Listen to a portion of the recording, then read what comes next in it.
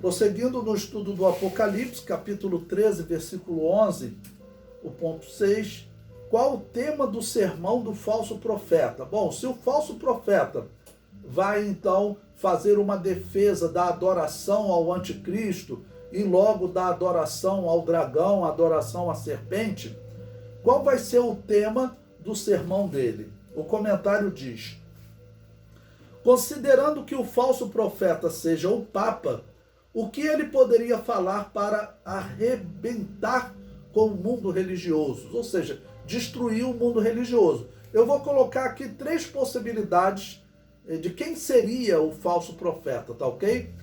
O Papa, no meu entender, ele é um grande candidato. Até porque se a besta que sobe da terra é a China, o Papa ele acabou de fazer uma aliança religiosa com a China. Ele reconheceu todos os bispos ateus da China. Então, esse homem ele pode se tornar uma referência para essa besta que sobe da terra. O comentário prossegue. Afirmar que todo o cristianismo foi uma invenção de Roma, será que o Papa poderia fazer isso? Não é impossível que esse Papa ele faça isso. Ele já está dizendo que ateu entra no céu, que homossexual entra no céu, ou seja, não existe critério para entrar no céu. Uma outra possibilidade, ele argumentaria, né, que a história comprova que a sua origem foi com Constantino. Né? Ou seja, todo esse cristianismo é uma invenção de Roma e não realmente uma religião que nasceu com Jesus. Existem pessoas que defendem isso no mundo? Sim, existem pessoas que defendem isso no mundo. O Papa, eu acho muito difícil ele defender isso, mas não é impossível, porque esse Papa está defendendo tudo, tá ok? O comentário prossegue. A finalidade do discurso do falso profeta seria descredenciar a Jesus Cristo e credenciar o anticristo. Ou seja, dizer que essa religião chamada cristianismo, ela foi ruim para a humanidade. Os historiadores, eles falam isso. Por quê? Porque quando eles olham para a história do cristianismo, na verdade, eles olham para a história da Igreja Católica.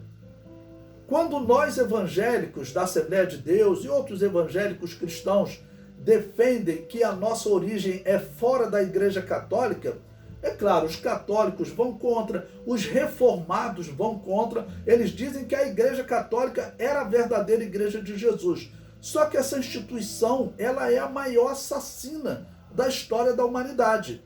Então eles olham para a história da Igreja Católica e dizem, olha, o cristianismo foi péssimo para a humanidade. Só que, na verdade, a história da Igreja Católica não é a história do cristianismo. Sempre existiram igrejas que não aceitavam o batismo infantil. O batismo infantil foi uma das doutrinas que separou a verdadeira igreja da Igreja Católica. E a Igreja Católica decretou a morte dessas igrejas. Conseguiu matar? Não conseguiu matar. Nós estamos vivos, nós estamos aqui, tá bom? Mas certamente eles vão usar isso para dizer que o cristianismo é negativo. O cristianismo não é negativo. O que é necessário é que a história reveja esse conceito. Não olhe para a história da Igreja Católica como sendo a história do cristianismo. A Igreja Católica perseguiu até outras igrejas cristãs. O comentário prossegue. Claro que aqui eu estou colocando hipótese, né? Então eu coloco bem claro. Talvez o falso profeta defenda que os ateus podem entrar no céu. Ou seja, pessoas que não creem em Deus podem entrar no céu. Eu já coloquei isso aqui porque o Papa defendeu isso, tá bom? Talvez defenda que todo e qualquer pecador pode entrar no céu. Essas duas possibilidades já foram defendidas pelo Papa Francisco. Ele defendeu que os ateus e homossexuais podem se salvar. Ou seja, que não existe critério para entrar no céu.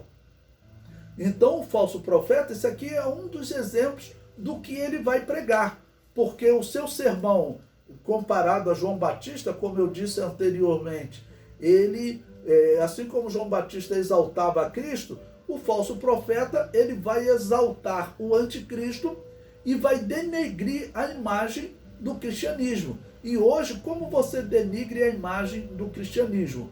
Olhando para a história da Igreja Católica e das igrejas reformadas e dizendo que essa é a história do cristianismo.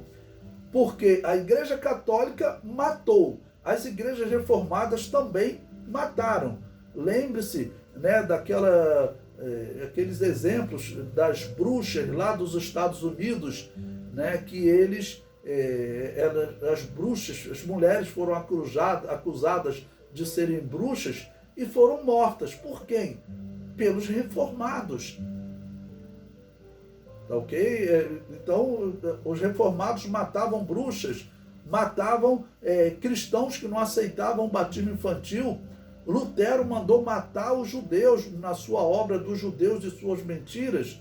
Adolf Hitler usou a obra de Lutero para defender a morte dos judeus. Então, essas não são igrejas cristãs, são instituições controladas, principalmente as reformadas, pela maçonaria.